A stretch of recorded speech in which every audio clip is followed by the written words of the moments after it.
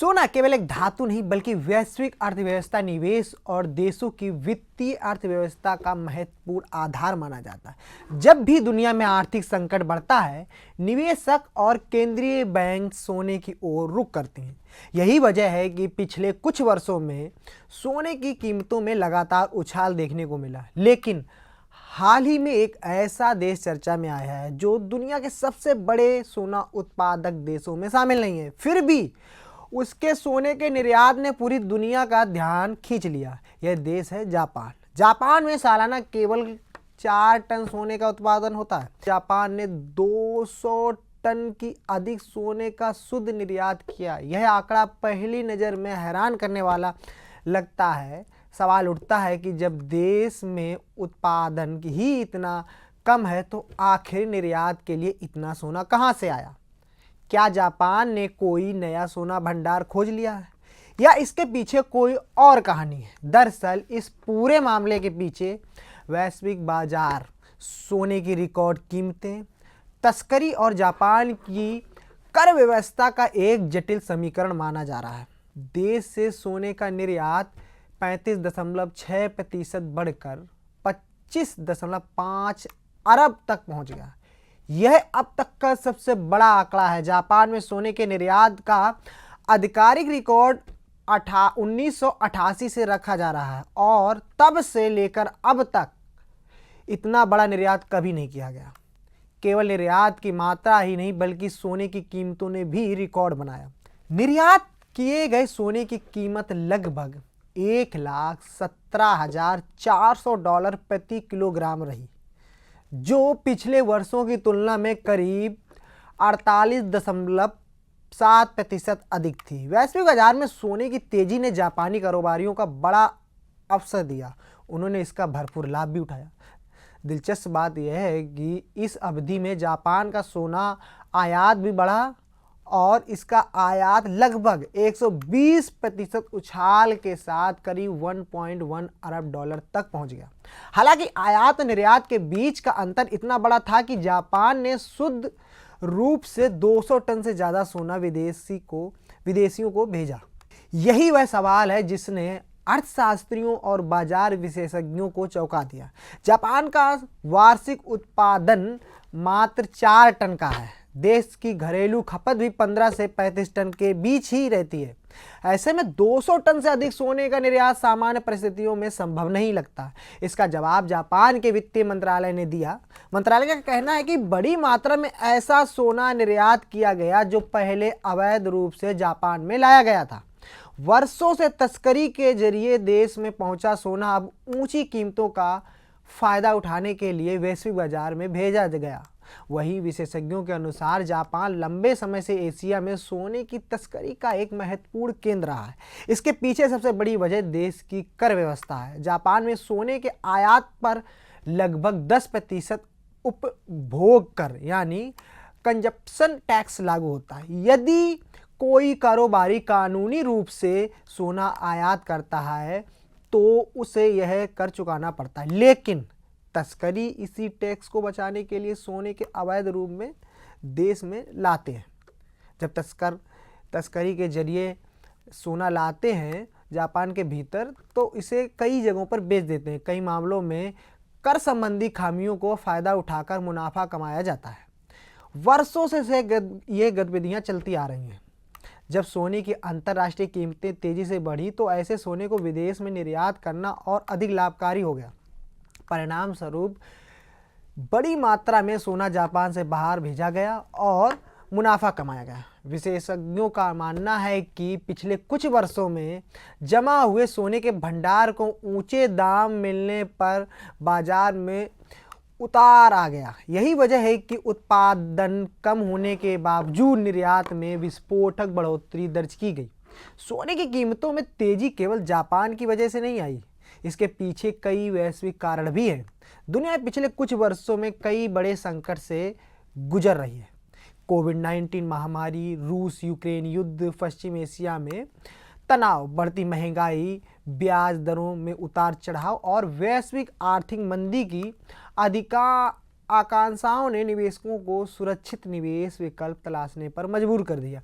ऐसे समय में सोना हमेशा की तरह सबसे भरोसेमंद संपत्ति के रूप में उभर कर आया। निवेशकों ने शेयर बाजार और जोखिम वाले निवेशों से पैसा निकाल कर सोने में लगाना जरूरी समझा। नतीजतन ये रहा कि इसकी कीमत में लगातार वृद्धि हुई।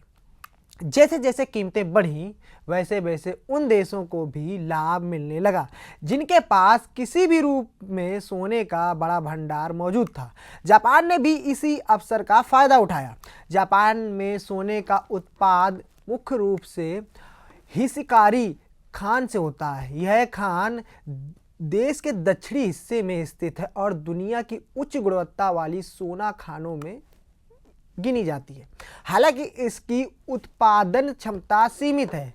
यहाँ सालाना करीब 4 टन सोना निकाला जाता है।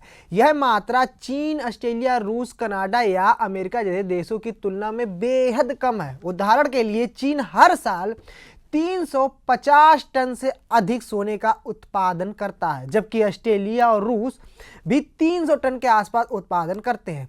ऐसे में जापान का उत्पादन वैश्विक स्तर पर नगण्य मतलब शून्य या बहुत कम माना जाता है। इसके बावजूद जापान सोने के व्यापार में महत्वपूर्ण भूमिका निभा रहा है, क्योंकि यहाँ विकसित वित्तीय प्रणाली, आधुनिक रिफाइनिंग सुविधाएं और अंतर्राष्ट्रीय व्यापार नेटवर्क मौजूद है। जापान में सोने की वार्षिक खपत, अगर हम बात करें सालाना खपत की, तो 15 से 35 टन के बीच ही है। इसका उपयोग मुख्य रूप से आभूषण, इलेक्ट्रॉनिक, निवेश और औद्योगिक उत्पादों में होता है। जापान तकनीकी रूप से बेहद विकसित देश है और इसके इलेक्ट्रॉनिक्स उद्योग में सोने का व्यापक उपयोग होता है। स्मार्टफोन, कंप्यूटर, चिकित्सा उपकरण और अन्य हाईटेक उत्पादों में सोने का सूक्ष्म मात्रा में इस्तेमाल किया जाता है। फिर भी देश की घरेलू मांग इतनी अधिक नहीं है कि वह सैकड़ों टन सोने को अपने अंदर खपा पाए। यही कारण है कि जब अतिरिक्त सोना बाजार में आता है तो उसका बड़ा हिस्सा निर्यात के लिए भेज दिया जाता है। सोने की मांग बढ़ने का एक बड़ा कारण दुनिया भर के केंद्रीय बैंक भी हैं। पिछले कुछ वर्षों में केंद्रीय बैंकों ने बड़े पैमाने पर सोने की खरीद की है।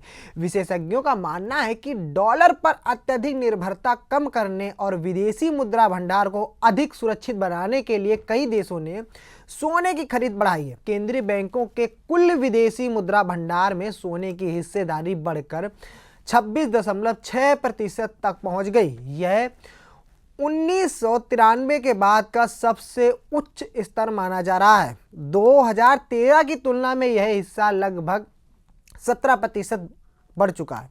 इसके स्पष्ट है कि इससे पता चल रहा है कि वैश्विक स्तर पर सोने का महत्व लगातार बढ़ रहा है।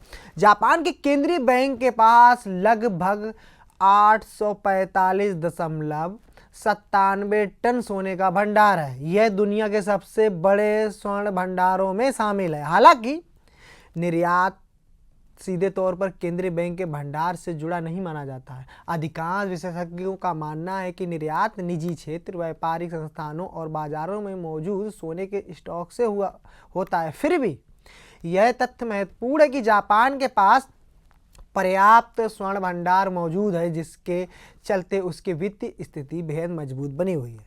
कई विशेषज्ञ मानते हैं कि जापान धीरे धीरे एशिया के प्रमुख गोल्ड ट्रेडिंग केंद्रों में अपनी जगह मजबूत कर रहा। अगर हम बात करें सिंगापुर, हांगकांग, दुबई पहले से अंतर्राष्ट्रीय सोना व्यापार के बड़े केंद्र हैं।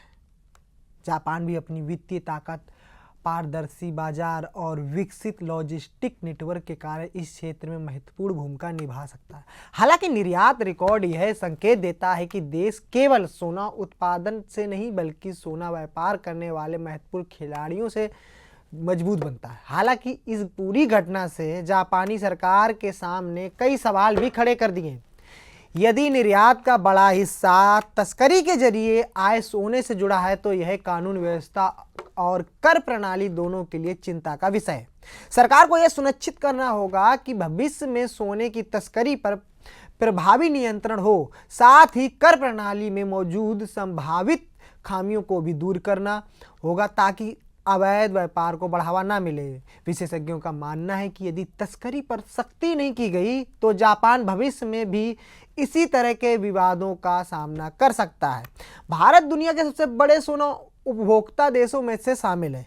यहाँ हर साल सैकड़ों टन सोने की मांग रहती है। सोने की तस्करी भारत में भी एक बड़ी समस्या रही है, खासकर तब जब आयात शुल्क बढ़ाया जाता है। जापान का मामला यह दिखाता है कि करों में अंतर और कीमतों के उतार चढ़ाव किस तरह अवैध व्यापार को बढ़ावा दे सकते हैं। भारत समेत कई देशों के लिए यह एक महत्वपूर्ण संकेत है कि कर नीति और निगरानी व्यवस्था के बीच संतुलन बनाए रखना बेहद जरूरी है। जापान की कहानी यह साबित करती है कि किसी देश की सोने के बाजार में भूमिका केवल उसके उत्पादन पर निर्भरता नहीं करती। सालाना मात्र 4 टन उत्पादन करने वाला जापान 200 टन से अधिक सोने का निर्यात करके वैश्विक चर्चा का विषय बन सकता है। इसके पीछे सोने की रिकॉर्ड कीमतें, वर्षों से जमा तस्करी का सोना, वैश्विक मांग में उछाल और निवेशकों की सुरक्षित संपत्ति की तलाश जैसे कई कारण हैं। यह घटना न केवल जापान की अर्थव्यवस्था बल्कि अंतर्राष्ट्रीय सोना व्यापार की जटिलताओं को भी उजागर करती है। आने वाले वर्षों में यदि सोने की कीमतें ऊंची बनी रहती हैं और केंद्रीय बैंकों की खरीदारी जारी रहती है तो वैश्विक स्वर्ण बाजार में ऐसे और भी चौंकाने वाली घटनाएं देखने को मिल सकती हैं। फिलहाल जापान ने यह दिखा दिया है कि कम उत्पादन के बावजूद सही समय पर बाजार का फायदा उठाना वैश्विक व्यापार में बड़ी भूमिका निभाई जा सकती है। आपकी खबर कैसी लगी कमेंट करके बताएं।